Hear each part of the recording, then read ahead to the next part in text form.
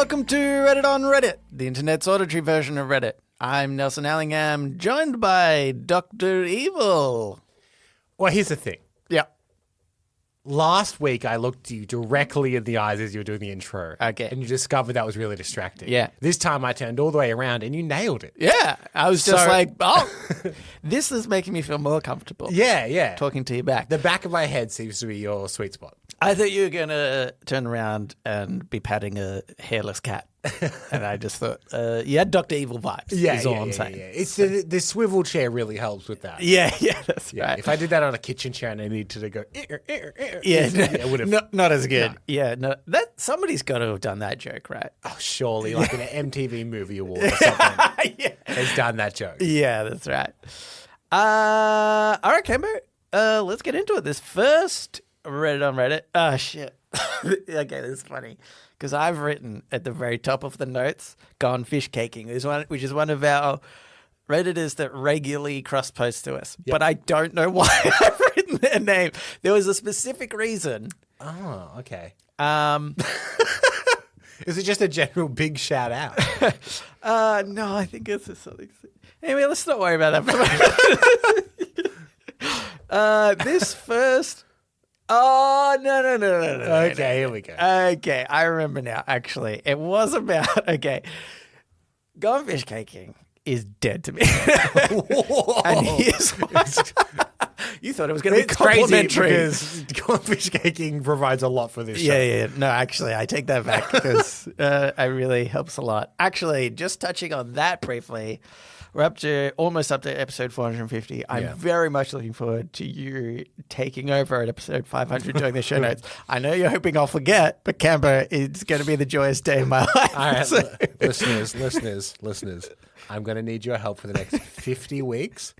Campaign Gaslight is on. Yeah. I never said that, Nelson. Okay, right. Well, it's going to be hard to get that out of my mind, Camber.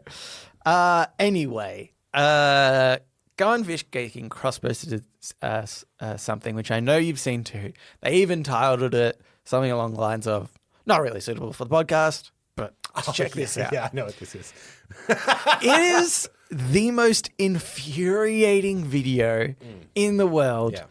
Initially, I thought it's got to be fake. I mean, I didn't look into it at all, but the long story short, it's like some sort of game show with a couple.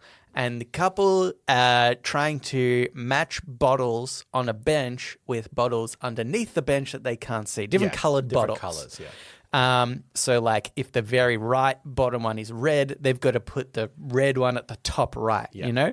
And what happens is they get correction, they know how many are correct. Yeah, essentially when they put one on or put a couple on, they kind of pause it and they say you've got one correct or three correct. Yeah. And so then you have to switch around the ones you don't. Now, to say that it's the most infuriating video I've ever watched in my life is an understatement. The thing is, and people should check this out. It's on our subreddit at the moment from about a week ago. Yeah. It would be less annoying if they were both bad at it. Yeah, that's true. But the problem is one of them is starting to work it out and the other one is actively saying, no, you're wrong. This is wrong. I couldn't understand the lady's logic in it as to what she was thinking was happening because I know her perception must have been totally saw the wrong. moment that it went wrong, which is she made a move. She put he puts a green bottle at the end, left, I think. Yeah. Which is right. And she had also moved one, which is a red bottle in the middle. Right. And the person said, you have one right. Yeah. And then she was convinced that it was her red bottle that was right, not his green bottle. So she keeps moving everything but her red bottle, which is wrong. Yeah, but that happens a lot. If that happened once, then you could be like, oh, that's kind of the fun of the game. Yeah. That whose one was right. Yeah. But they will sometimes just switch two. And it'll be like, right, one is now correct. You've switched two of these, one is now correct. And then she would change both of them. And you're like, why? What's the logic of this? Yeah. Anyway, it's it was pure playing on mental. emotion and not logic. Yeah. I would say that if we did that game, I reckon you could, within 30 seconds, solve the problem. Because it's such an easy game. You could actually just methodically do it. Yeah. Where you just switch one bottle at a time until you've got all of them. Yeah. But red one here, no, here, no, here, no, here, yes. Okay. Okay, that's red. Like, it's so easy. Yeah. Anyway, infuriating. But thank you for cross-posting that. Yeah, no, I actually loved it. Anywho, all right. So let's get into it. This first Reddit on Reddit was cross-posted to us by Just Judging Reddit, and it was in the subreddit Entertainment. And it was originally by MLG 1981. Oscars will now require members to see all nominated films before voting to determine Academy Award winners. Yes. Cambo, what the fuck? Why was this not a requirement in the beginning of time? This has been an issue for years. Yeah. Years and years. And earlier this year, it was getting really out of hand. There was Variety in particular is a big entertainment publication. Mm-hmm. They kept interviewing anonymous Academy voters who were like, I didn't see the Brutalist, but I heard it was good. So I just kind of voted for that one. And there were other people that are like, oh, everyone's voting for Nora, so I didn't want to vote for that because like it can't be that good. I haven't seen it, but like everyone's going on about it so much it kind of annoyed me. All of this stuff where just crazy. This year in particular, they're really highlighting like, man, people are really just voting out of like spite, or just to be contrarian, or any of this kind of stuff. Or really, it's kind of about marketing, then, right? Isn't it a little bit? Like if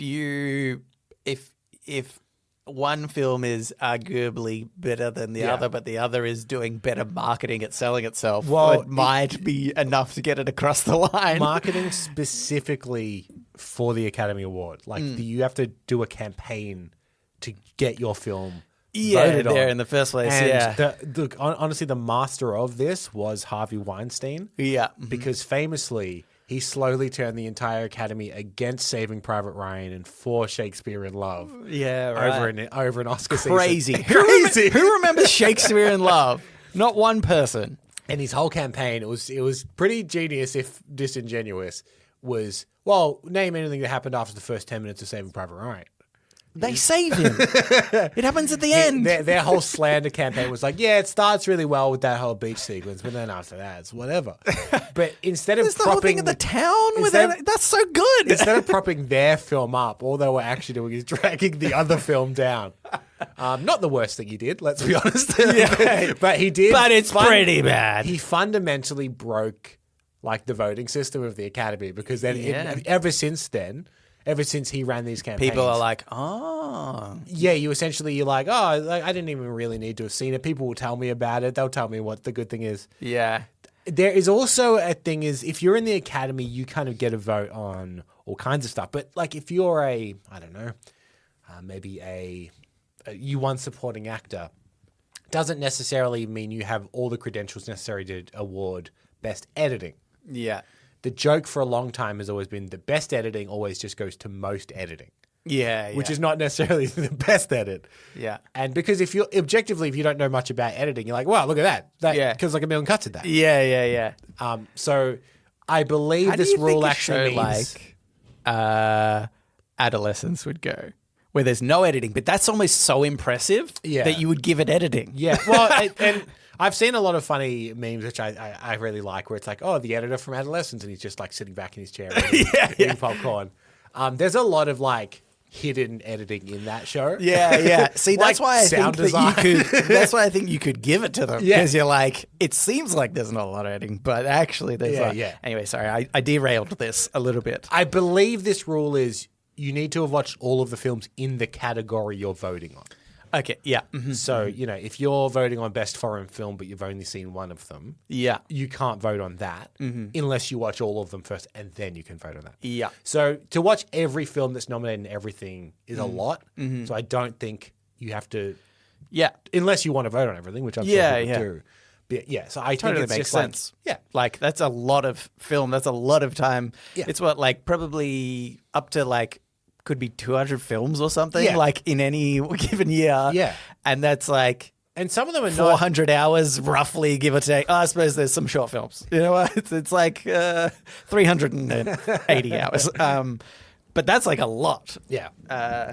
Yeah, I understand the concept of you don't have to watch all of them, but watching all in the one category I think is important. Yeah. It does make me think like it'd be funny then for somebody to be like, I'm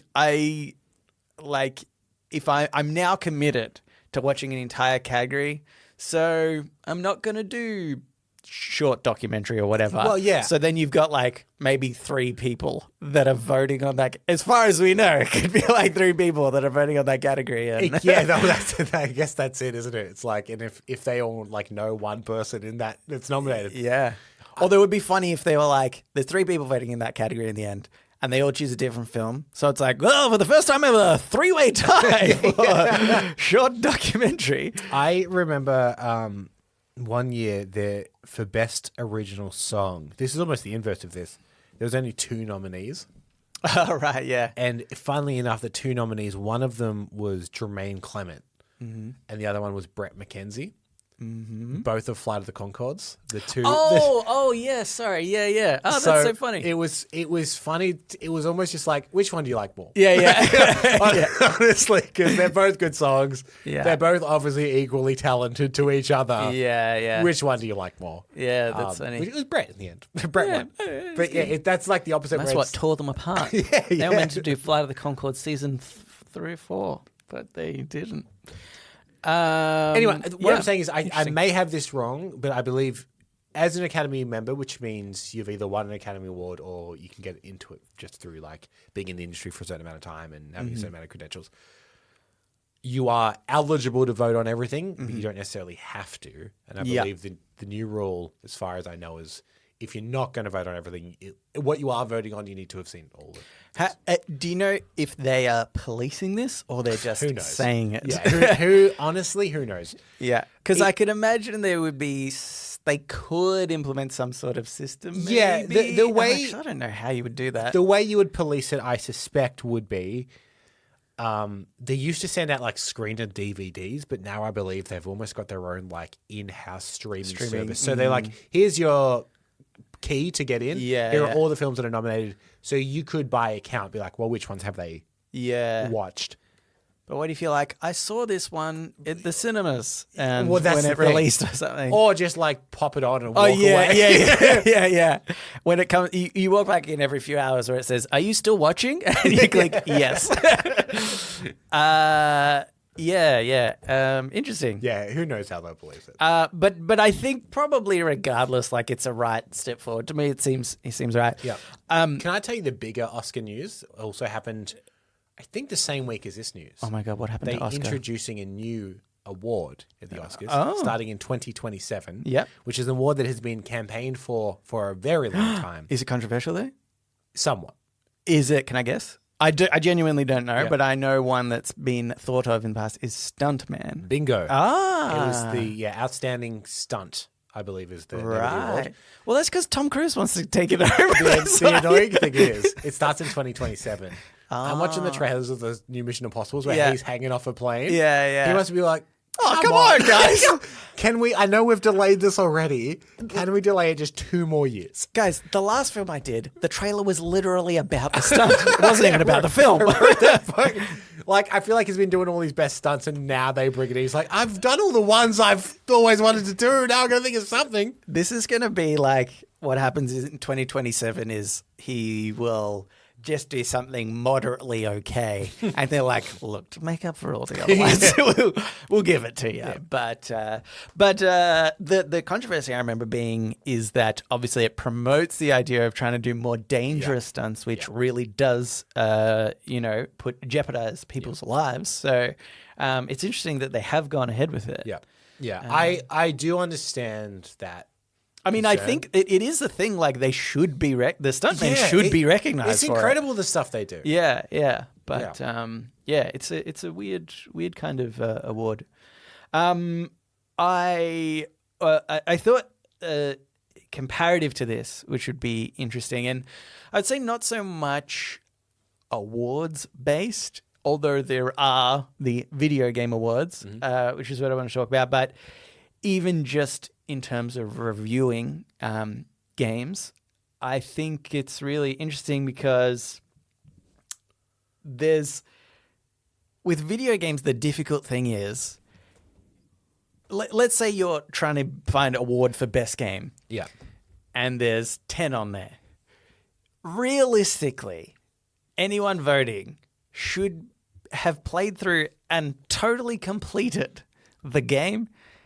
Now, some of these games that are nominated, like Baldur's Gate 3, for example, you could spend like 100 hours in that game and only then just finish it. Is there, with those games, like I know open world games, you can rack up like you're saying 100 hours. Mm-hmm. But there is normally still a key story element.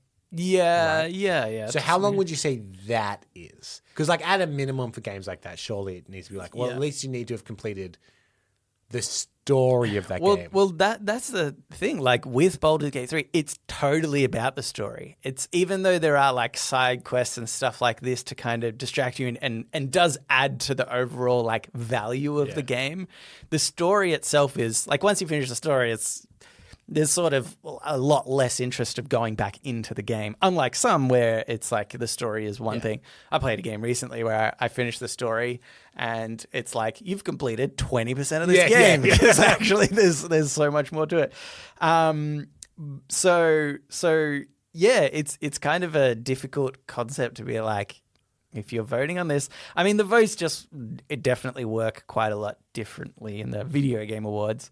But even people reviewing games, like some games can do so well at looking really appealing and having some really interesting game mechanics right from the get-go, really engaging, but it just cannot keep that level throughout its entire game. And so you'll often sometimes see reviews for games that do really well to start, but when you start playing them, you're like, I'm just doing the same basic thing over and over again, and it really falls off the hill. I would say like a lot of the Assassin's Creed games in the past have been exactly that, where it's like, wow, this looks fantastic. Look at these little cool things you can do. This is the iterations they've done for the fighting mechanics or something, which haven't been done in any other Assassin's Creed games.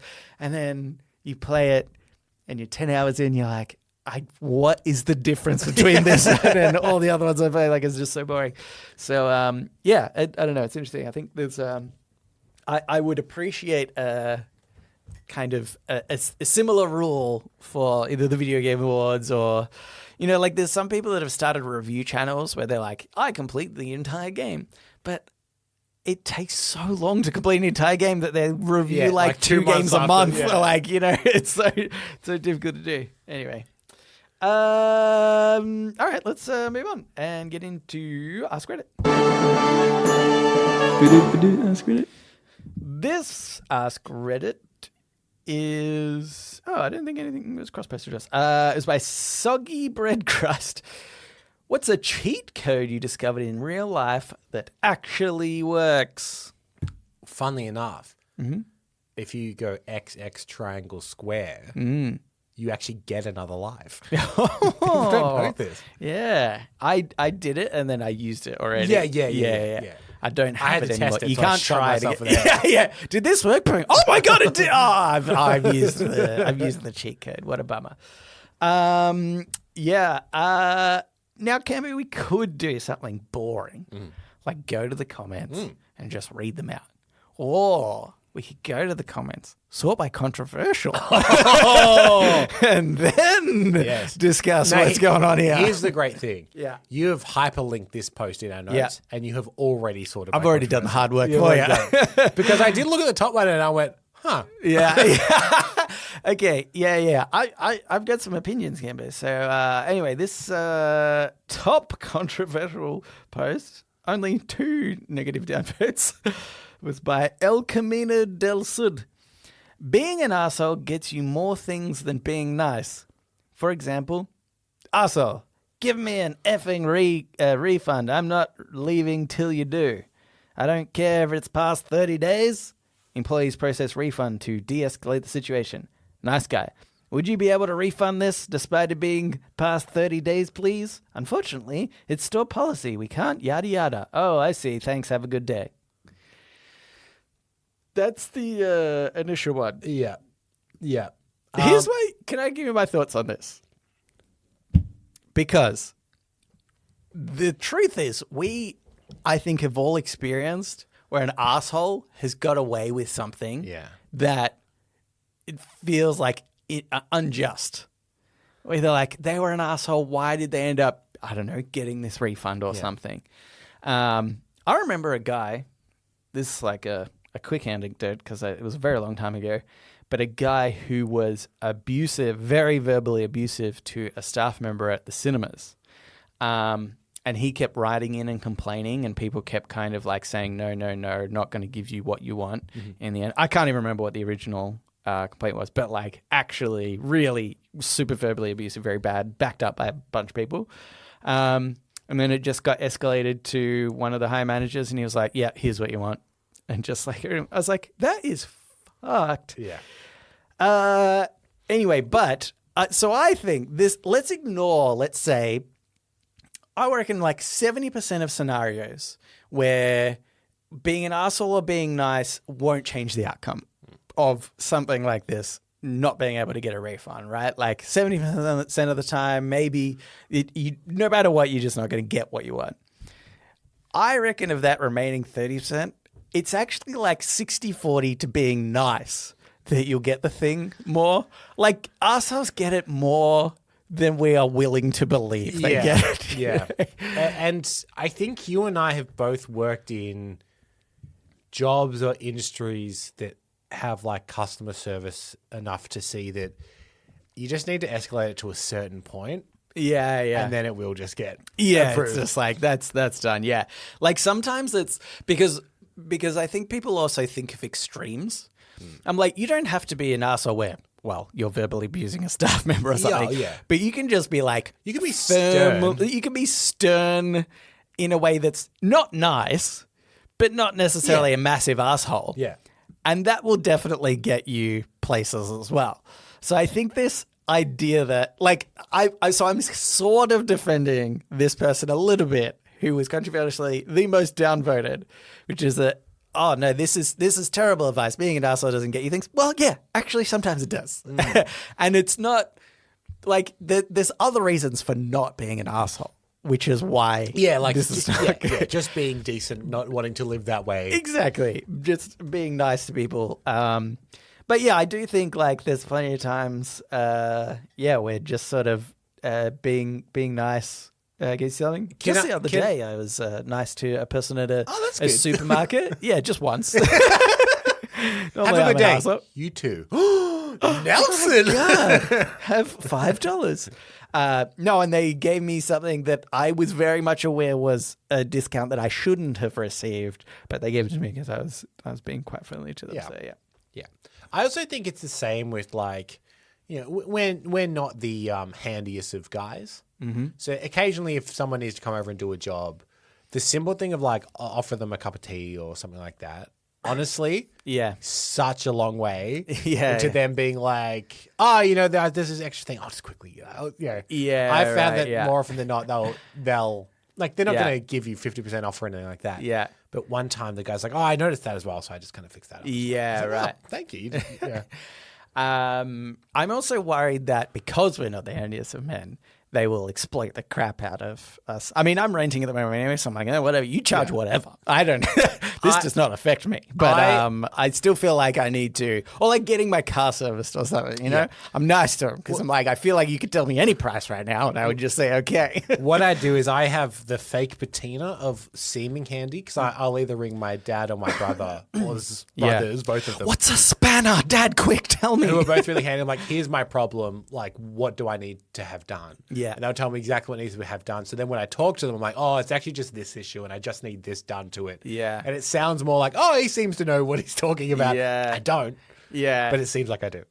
I had this situation the other day where we had a toilet running and at the same time, beneath the toilet, there was some water damage on the roof below. Yeah. Right? Yeah. And I looked like the biggest idiot because I was saying to our landlord, I was like, we have this toilet that's running, like probably just a washer or something. That's what I understand of things. But also there's some water damage underneath. I was like, I don't know if they're linked, but it's kind of coincidence. And he said, well, like, is the water running on the inside of the toilet bowl? And I was like, yes. Like, I understand that this... he must have thought I was just the biggest idiot to think that a toilet running then meant that there was water coming underneath or whatever. Yeah. I was like, no, but like just the fact that they're happening at the same time, you know, there could be... And actually, I do think they were linked. And when we had the plumber come by, he was like, oh, yeah, like it could have been like not 100% sure, but could have been this bit that was not quite right. So it kind of was linked. But it's just funny how sometimes that happens where like I know enough detail... but I know some detail, but not enough to be convincing in my argument of having the knowledge. So, yeah, it looks like an idiot. Can I just quickly point out one that absolutely shocks me? I cannot believe it. Yeah, I think I know. It's just from Chili Vegan 420. Yeah. Oh, my God. They say, my girlfriend charges organic produce as non-organic at the self-checkout. It saves us time and money over the years. I am shocked at this. How dare you? We both agree that the self-checkout is a sacred place. It runs on honesty. On an honesty system, you've got to do the Next, right thing. I'll find out that they're fare evading on trams in Melbourne. No. It's pretty regularly. Here's just a secret tip. I'm against this, but here's a secret tip. Put everything through as potatoes. Let's say you got some bananas. Oh, actually, potatoes. Cereal, potatoes. Yogurt, potatoes can be. More expensive than the regular potatoes? Guess what? The cheaper potatoes can be. I like to think that at the head office of whatever supermarket you shop at, they're like, there's this one guy that keeps coming in, specifically in this one store, loves potatoes. He buys so many potatoes, but weirdly he doesn't put them all in at the one time. He does like 20 different transactions of potatoes. Yeah, pretty funny that. I like people are downvoting though. People have got really mighty on this. We can only do moral cheat codes in life. That was not part of the question, but people are downvoting anyway. Weirdly, the third most downvoted I think is pretty useful. Yeah, it's weird, right? Yeah, it's by R Hunt 2021. It says names on name tags. Read them, use them. Yeah. That's pretty good. There's another one also that got downvoted a lot. -9 downvotes by South Associate 9441. If you're rich and male, you're untouchable. Why do you reckon that's so downvoted? Who downvoted that, do you think? I think rich males. Oh, interesting. Interesting. Yeah. We're like, hey, to be fair. Shut up. To be fair, they buried this at the bottom, so Yeah. I guess they win again. We've got enough money to do it. I say we like as if I'm a rich. I'm one of those two things. Yeah. But yeah, I think that's pretty funny because the fact that it is so downvoted, because it's like, honestly, come on, like probably just a little bit untouchable. Yeah, a lot of people saying being born rich. Yeah. Essentially, like being born with some kind of entitlement seems to be a running thread. Yeah. Okay, I know we should move on, but let's do this one anyway. Penguin Kangaroo said, when you order food in a line like Chipotle, just stand there and watch them and don't move on quickly. They will put more food in there if you watch them do their jobs. This has been a trend. Oh, is it really? It wasn't quite this, actually. It was to do with... it was a trend online where people, essentially were like, oh, if you really eagle-eyed on these employees at Chipotle, they will give you more. Yeah. But then, as always happens, people are like, the reverse is true. If that's true, then if I actually just keep demanding they put more in, it got to the point where people were like, just abusing these Chipotle staff. Yeah. I do. Funnily enough, I mean, we don't have Chipotle here, but like Subway is the same sort of thing of waiting in line. Watch them assemble your food. Watch them assemble food. And I have to admit, I reckon there has been like I just naturally watch them, not in a like mean Just don't way, trust them. because I don't trust them. Because we all they're teenage kids, and I know out- what teenage kids do. We all trusted Jared from Subway, and look what happened there. Yeah. Never again will we trust a Subway employee. Yeah, that's why I'm always watching what they put in my food. Just got to slip this little DVD. No, I don't want the DVD in there. But this time's definitely where I can tell stuff. Like, you know, it'll be things like they pull out like a dud bit of tomato. Yeah. It's like the end of a tomato. And they're like, I would put this on normally. I feel like I've even seen them like go to put it on, but then kind of realize that I'm watching and I'm like, all right, I'll just like throw it out. And What's especially if they need to like fill up the bucket again. Yeah. Like if it's at the end and they're getting the scraps out and they're like, if you weren't watching, you just haven't scraps. But the What's fact that you're watching- what's your body language when you're watching them? Are you arms crossed? I'm giving them I'm giving them the finger. Fair enough. It seems to work. Yeah. I'll- See post number 1 downvoted on this yeah. to affirm that. That's right. Anywho, we should move on and get into today our advice. So now it's time for Today I Learned. Let's play the intro to that. Today I learned. And also sometimes advice. This Today I Learned was by Disastrous Weather 956. Today I learned during the filming of The Godfather, Marlon Brando refused to memorize his lines and would read them off cards attached anywhere from trees in the background to fellow actors. Yep. So this, a couple of things. Marlon Brando is not a good guy and is very lazy. He played The Godfather.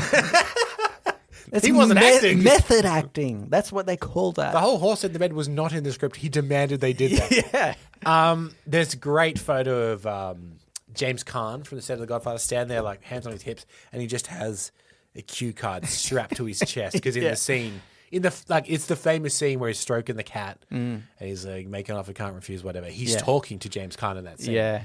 But James Caan just had the script, like cue cards. You can see his eyes go from left to right. Yeah, honestly, it actually impresses me because he also famously didn't like pre-learn his lines. Yeah. But he pulls off these great performances, like on a first read. Yeah. It's actually very impressive. It shows that he was actually very talented. He's like, oh, I am the Godfather? Oh. Yeah. Oh, that's me. Okay, interesting. And you're my son, it turns out. And you're, I think, I don't know who you are yet. I'll get to you in a minute. Make him an offer he can't refuse? What does that mean?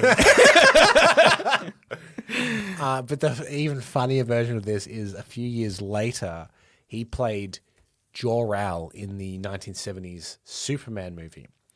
In the scene at the beginning where Krypton's exploding and he puts the baby into the rocket and sends the rocket off, Yeah. they strap the script to the baby. Yeah. I knew you were going to As say he that. held the baby. Which yeah. is so funny. Yeah, that's so funny. Yeah, I don't quite like, to me, memorizing lines, I have had to do it a little bit in the past. And it is the thing that would absolutely, number one, keep me back from being, I think, a Hollywood star. Probably the only thing. Otherwise, people have come up to me and said, I'm Hollywood material. But then I tell them that I'm no good at memorizing lines, and they're like, oh, sorry. That's a real shame because look at you. Yeah, Look at everything else about you. I know, but now I've got the Marlon Brando excuse. I can do that. Yeah, I totally understand this being like just one of the most difficult parts, especially I'm genuinely impressed by a lot of actors who don't have to do this. People that are doing like sitcoms that are doing one day after the other, different episodes. Yeah. Like, to me, it seems like such a difficult task in the whole From thing. what I've heard it's a learnt skill. Yeah. If you do it enough day in, day out, you get really good at being able to do it. Yeah. And so, there are actors now that are like, oh yeah, I can read a script once, and I don't know word perfect, Yeah. but like I remember the basics enough to get me through like a rehearsal or something, and then from there it just kind of escalates. Yeah, because probably I imagine like a lot of the time you just need the essence of the line, kind of. Yeah. Unless there's something like words that you have to hit because they're like, oh, this relates to another part of the script. You know, Yeah. like you have to hit this word for specific reasons. Most of the time, you can just be like, I get the essence of a line. I'm going to deliver it how I feel it needs to be dealt. And You know what I kind of liken it to, and actors might disagree with me. It happened the other day. A song came on, and I haven't heard this song in ages. Mm-hmm. And I was racking my brain to remember the lyrics. Yeah. And as soon as the first line of the song came out, yeah. I was like, I know every single word of this song. Yeah. Like, it was something about it just triggered it. And then, like, because I was singing along to it. Mm-hmm. Yeah, as soon as I got past that first line, I sung every single other line. Yeah. Because it just, like, weirdly flooded back into my memory. Yeah. But until then, I could not do it. Yeah. Which is sometimes when I think an actor says line, Yeah. it's just the trigger to go, cool, I'm back into the flow. I remember it now. Yeah. Funnily enough, thinking about songs and actors, I thought this the other day. I was rewatching Brooklyn Nine-Nine in one of the earlier episodes. Charles gets to like choose the music that they listen to in the car. Yeah. And it's some like show tune. And I just kind of sat back and I was like, Joe Trujillo. Yeah. I think is his name. Trujillo. I'm pronouncing that correctly. Yeah. I'm Italian. Yeah, I get Italian. it. I was like, he had to learn this like musical show tune, and like because it's there's music playing along at the right time. He's got to hit the right notes at the right because he's very convincing. It's funny that he's doing it.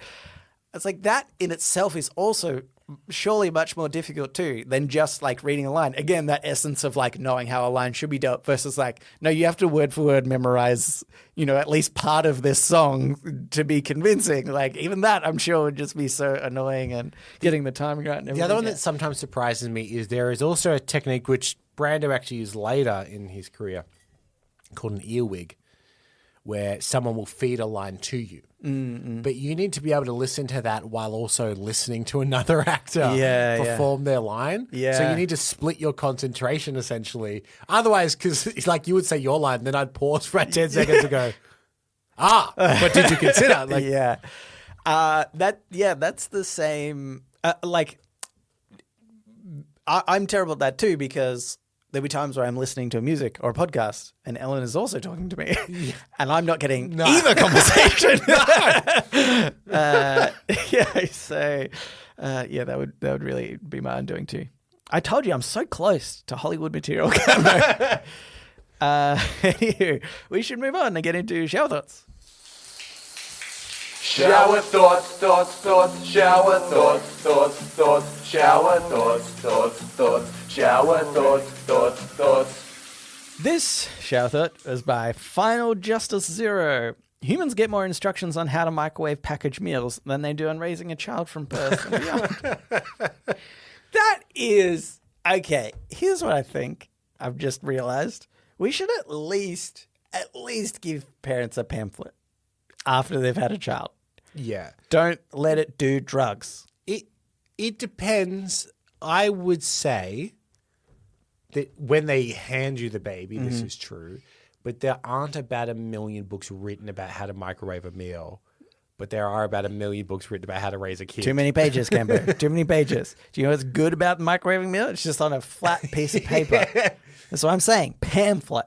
I want max like 6 pages. Like a 3 and then a 3 in the back. So what are the us not being parents? What are the key? I've points already you said reckon you hit? one. Yeah. Don't let your kid do drugs. Yeah, don't let your kid do drugs. But so are we talking about all of childhood or just baby? No, Like, all of childhood. Okay, I was thinking maybe you get a yearly pamphlet. You can't rely on parents coming back to get the pamphlet. No, they Cambo. send it out to you.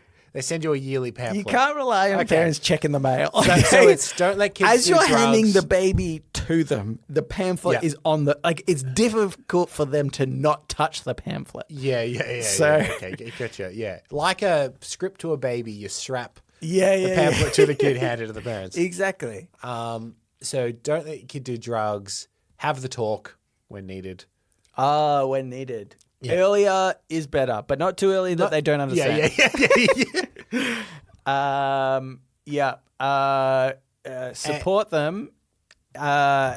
in whatever endeavors they choose. Yeah. Except if it's taking drugs again. We come back to that point. And then I think the more modernized version is like, honestly, like if like you can't be bothered or like you know what? If you're out in public and you need them to settle, give them an iPad. Oh, okay. Okay, we're getting into a different territory here. Yeah. No, but I'm saying like it is. So a guy I used to work with was like, I used to judge parents that gave their kids iPads. Yeah. But honestly, if you're out and you just need them to settle for like 30 minutes, it is just such a... Yeah, I'm going to... Maybe it's just his kids in particular. He said they'll just sit there and watch it. I get what people do. Look, and this is what my dad has said, right, which obviously I agree with because I was brought up by him, so I'm naturally going to. But the thing is, I believe... that as a parent, if you want to raise your child as a parent? Yeah, go on. As a parent. Yeah. If you want to raise your child right, you have to make sacrifices that you don't want to and never do. And so the thing is, if your kid is acting up when you're out for dinner, you go home. And that's a punishment of the child. And it sucks because it's a punishment for you too. Yeah. But that's kind of, I think, how you have to like live your life. Is be like, I get it. People are giving kids iPads and stuff because it's so much easier. But there is like a lot of evidence to say that screens are really bad for kids. So like, why? No, not just kids. Yeah. They're just bad for people. Well, bad for people. Like we all watch them way too much. And so I think there is that, and I get it. I totally get it. There'd be parents listening right now who are giving their kids iPads, and I don't mean to make you feel bad, but I think the point is like really you need to I would say just quickly to cross this off. Yeah. If you're a kid listening to this on an iPad, walk over to your parents right now and say, no, this is not acceptable. No. It's fine for you right now if you're listening to this podcast specifically. No. Actually, not this podcast. Leave us a rating, 5 stars. Yes. 5 stars. Say we're the best parents ever. Subscribe and then do what I said. Yeah. So, but yeah, I think sometimes, because especially I know, like when you've got young kids or something, you're like, might be very rare that we're able to go out. Yeah. And then if you do go out and your kid's playing up then, and you have to send yourself home, it can be really daunting and hard to do. And there's a whole other like mental health side of this where, it gets tricky to balance sort of your mental health with raising your kid and all that stuff. So I'm not saying it's easy. And what I've chosen to do is not have children, so I'd never forced into this situation. But I ultimately I think iPads bad for kids and any screens really, not good. Everybody should see Adolescence. Just by the way, that's more social media related. Yeah, very interesting and kind of talks about how kids, teenagers are being manipulated in a way that is like invisible adults to parents. Do not see or understand. Yeah. And there's a whole concept. I won't spoil it for those who haven't seen it, where adults will read something and go, "Oh yeah, that's fine," and then the kid has to be like, "No, yeah, you've actually read this entirely wrong." Yeah. Anywho. That went into a different place. This is about microwaving. Microwaving instructions. I think also, just before we move on, at the bottom of the pamphlet, it should say, "Put them up for adoption if you can't be bothered anymore." That's the out, Camber. Adoption. That's just like, you know what? If you can't be bothered anymore, adoption. And so is that written smaller at the back to disincentivize if like they just can't be bothered? If they're if they're having an off day. Yeah, it's smaller at the bottom because it's only if your parents are like really desperately searching for the answers. Every inch of that. They're like, there's got to be something on here, and then at the end it just says just one single word: adoption. They're like, oh, okay, I get it. Cool. I'll adopt them out. All right, let's move on into podnapping. Oh my God, I'm being podnapped. Podnapping. This is Podnapping, where we nap a pod. We take a topic of conversation or a segment for another thing, and we do it ourselves. My week this week. I had this thing happen to me where I actually I got into bed and then out of nowhere I came up with a podnapping. So I sat up and I wrote it down. Okay, that's good. And then the next morning I was like doing the podnapping. Yeah.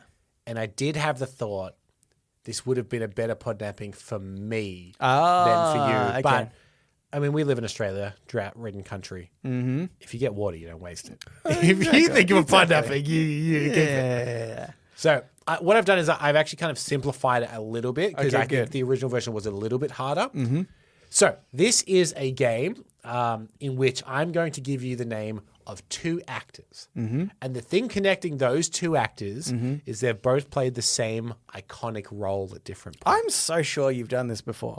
This exact thing. Have I? I think maybe so. That's anyway, why maybe that's why I thought of it. Yeah, you just were remembering more than came up with an idea. Anyway, that's fine. Let's go. And what I thought is, because I know that you're not the best with actors' names. Yeah. So you can ask yes or no questions to try and Can help I say, what have they been in?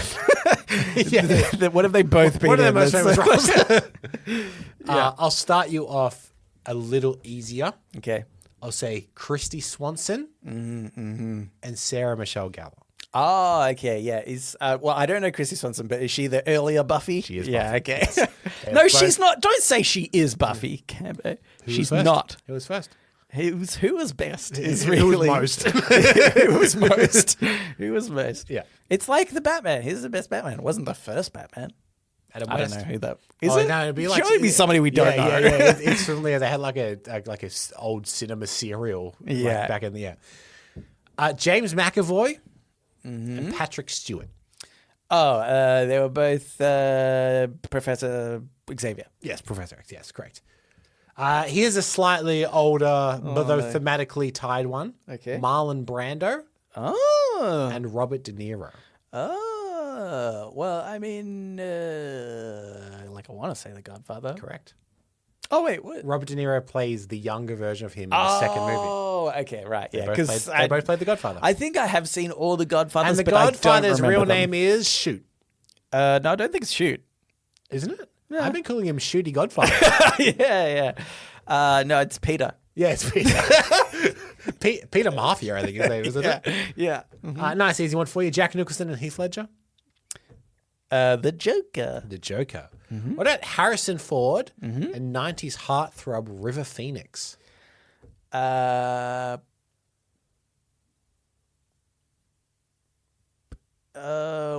I just want to go with Indiana Jones. Correct. Because he plays the younger He plays version. the young Indiana Jones.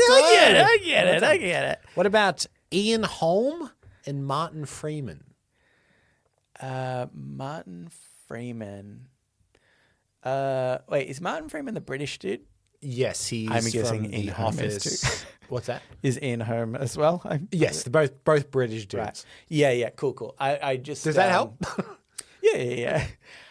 Okay, so I know Martin Freeman better, or I might know Ian Holm better, but I'm bad with names, so I'm like vaguely only know this guy. So Martin Freeman, what has he been in that's maybe... Remember, this is an iconic character as well. Well, he's been in the he's been in the Mission Impossibles. Incorrect. You're thinking of Simon Pegg. Oh, I am. Sorry. Yeah. I just want to say I do know the difference between those two people. You picked two very similar British blokes. But I just yeah. Okay. No. That's funny. He's in Shaun of the Dead. Do not let that distract you. Yeah, that's gonna kill me. Also in Hot Fuzz, actually, now that I think about it. Do not let that distract you either. Yeah. What are some iconic characters that Martin Freeman has played? That's what I'm trying to think of. Cambo. Or Ian Holm, if that helps. Oh, you know. I know you're thinking. I know you're thinking. Can I look at it? Well, he obviously plays Ian Holm. Or do you reckon if I reckon Google if you Ian Holm, Google Ian Holm, it'll show come you. up? Okay. You're probably thinking of the classic role of Ash from the 1970s Alien movie. Yeah, that's what I was thinking. Yeah. Is it that? No. Okay. What is he been in? He hasn't been in any like superhero thing, right? Martin Freeman? Yeah. He has, but you're barking up the wrong tree. Okay. He was in the Black Panther movies. Yeah, had no idea. I thought that was some pick. Okay, not there. Action movie. Not action movie, though there is action. Some action. There is some action. So it's a drama. No. Is it a comedy? No. Okay, so it's sort of action, but not really. Yeah. Is it a thriller? No. Okay, I've gone through every genre of movie. Not one. Adventure movie. Closer. Oh, okay. So is it like what has he been in? Oh no, is this not gonna be? It's gonna be Simon Pegg again. Who's in The Mummy? Was that Simon Pegg? That was Brendan Fraser. No, I don't mean the main dude. Oh, the Mummy. Yeah, the Mummy. Yeah, that was played by Martin Freeman. Not many people know. Do you want me to tell you the genre? Yeah, okay. It's fantasy. Oh, okay. Oh, okay. No, but I thought this was only once. I was going to say like Hitchhiker's Guide. Oh, Arthur Dent. That is a great answer. Thank you. Because there has been But two it's Arthur wrong. Dents. That's not the one. Okay. Well, damn it. Okay. Think of the biggest fantasy you can think of. Lord of the Rings. What was he in that? Oh, is it? Oh, it's like it's the older Hobbit Yes. in the Lord of the Rings. Bilbo Baggins. Bilbo Baggins. They have both played Bilbo my Baggins. God. No, actually, okay. I'm really. Just let me quickly apologize to the listeners who were screaming Bilbo Baggins for the last 20 minutes. Obviously, Bilbo Baggins. Yeah, okay. Yes. I forgot. How about George Clooney Yeah. and Robert Pattinson? Batman. Batman. Well Yeah. done. What about Tom Hardy and Mel Gibson?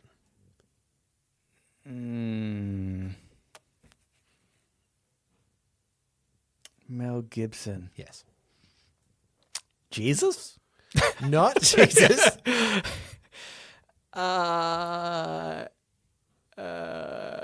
Oh no, wait. Mel Gibson didn't play Jesus. No, he just I directed was Jesus. sorry. I was thinking that he played Jesus. No, he directed Jesus. Braveheart Who has Mel Gibson played? Man. Not William Wallace. No, he's Braveheart Man. He's a superhero. Look, up there in the sky. It's Braveheart Man. He's just mooning people. That's his superpower. Okay, who else says Mel Gibson played? Well, Tom Hardy's played the Joker. No. What didn't he play? Isn't that He Tom played Hardy? Bane. Oh, yeah. Bane. Has Mel Gibson? No, there's only been one Bane. There's been more than one Bane, but I think you're wrong, Cambo. Name another Bane. No, I don't. you saw my lips start to open. Okay, Mel Gibson. He's been in a lot. Yeah. This is one of his most iconic roles. It was famously then played by Tom Hardy. Well, less famously, obviously. What's Mel Gibson been in? You can ask yes or no questions, remember? Okay. Is it an action film? Yes. Okay, Mel Gibson did a lot of action films. Is this like the cop one? What's the Lethal Weapon? Yeah, let's No, think it's of not Lethal Weapon. I didn't think I was like, unless they did a remake or something. They maybe. did a TV show of Lethal Oh, Weapon. okay. So It technically could have been there. Yeah. What else has Mel Gibson done? This is going to be like the Bilbo Baggins thing, isn't it? Do you want me to give you a hint? Obvious. Yeah. Okay. Yeah. For this role, Tom Hardy had to attempt an Australian accent. Oh. Oh yeah. Oh my God, I'm an idiot. It's Max Fury. Mad Max. Yeah. Mad Max. Yeah. All right, I'll do. I kind of forget that Mel Gibson did that. Actually. He did it way more than Tom Hardy as well. I He'll be annoyed know. at that. Yeah. And you don't want to get him annoyed, Nelson. I've seen some police footage from when he was pulled over. He does not seem nice when he's mean. I'll do two more. Throw his phones at people. Scandinavian actress Alicia Vikander and Angelina Jolie.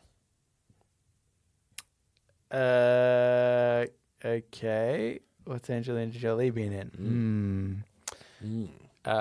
like Mr. and Mrs. Smith? Not Mr. and Mrs. Smith. Because they did the TV show They did with do the Donald TV show. Glover. Yep. And I didn't know what the other lady's name was. So. Not Alicia Vikander. Okay. Not Scandinavian Alicia Vikander. yeah, that's true. Okay. She has also been in. What has she been in? Some would argue this is probably her like breakout into the mainstream role that made her famous. Oh, earlier on. Some people maybe even still refer to her as Lara this. Croft. Lara Croft. Yeah, interesting. And I'll do this last one. Christopher Lee, Ian McKellen, Henry Cavill, Michael Caine, Will Ferrell, Benedict Cumberbatch, both Mitchell and Webb, and Robert Downey Jr. So easy. It's not even worth answering because so many people have done this role. Okay. A lot of people have done this role. Some of those have been Superman. Well, Henry. One of them, yeah. Henry Cavill. I don't think any of the other ones have been, but yes. Then there was also, you said, we've already done Professor X, so that's no good. Yeah. There's also. I don't think I said a Professor X in here. Didn't you? Oh, didn't you I said say- Ian McKellen. Oh, sorry. Okay. Magneto, yes. Okay, so this makes me think. Okay, Now, did you remember- say Mitchell and? Mitchell and Webb and Will Ferrell. Okay, so this is making me think that people have like spoofed like this. They've done comedy versions of this character. Correct.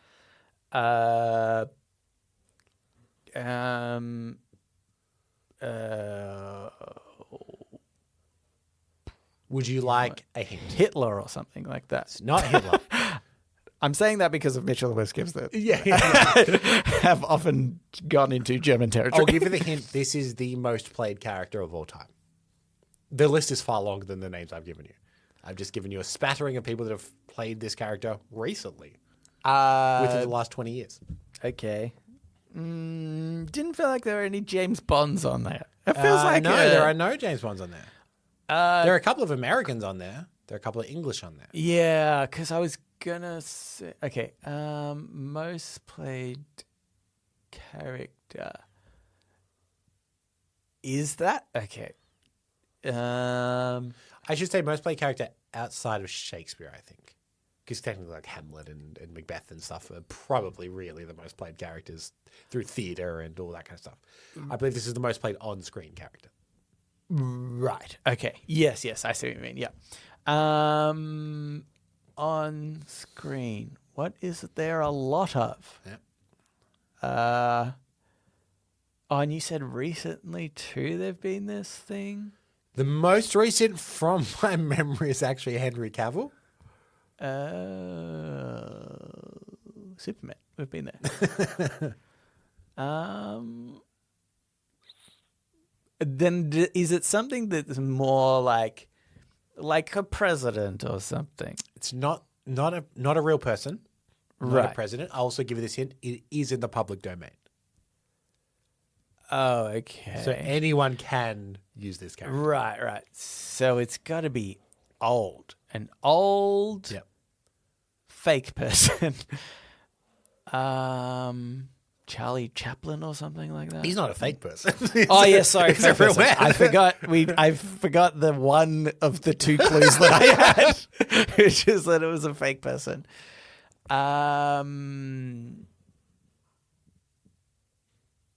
What? I really don't. I can't think. Did this person like appear in the same like thing all the time, or is it? No, you could insert this character into other things if you wanted to, but these are all stories about this character. I'll give you 2 clues. Okay. Martin Freeman is tangentially connected to this character. Okay. And the real clue, I think, for you to get in is probably Benedict Cumberbatch. Sherlock Holmes. Sherlock Holmes. Oh my god. All these actors have played Sherlock Holmes. What? Has Henry Cavill really played? He plays Sherlock Holmes 3 times.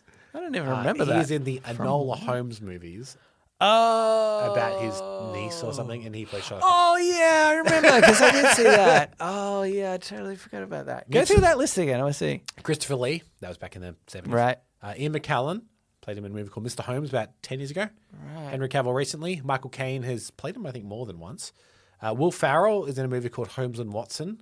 It's terrible. Yeah. Benedict Cumberbatch is in Sherlock. Both Mitchell and Webb, there is a sketch about two actors that can't decide who is Holmes and who is Watson, so they keep switching scene to scene. They've done a million sketches. That could have been any characters. And Robert Downey Jr. was in the Sherlock Holmes movies. It's so obvious now. I just want to apologize again to all the screaming Sherlock Holmes. Okay. That's it for Podnapping. And that's it for our show. If you would like to write into us, you can do so. readitpodcast, readitpodcast @gmail.com. Yep. You can also reach us at our subreddit and the Discord. The link is in the show notes. We're still in a review bonanza. Yeah. When does that end? We'll let you know when the review bonanza ends. The review bonanza ends when we see enough bloody reviews. Yeah, that's right. So if you want the review bonanza to end, it's not on us, really. We'll do a whole episode just about the review bonanza if it comes to it, okay? So, we call listeners one by one and go, which one's your review? Just check, just doing a review audit. Yeah, just checking. If you don't want that to happen, then just quickly review it, I guess. Quickly review it. But that's it. So thanks for listening, and we will read you later.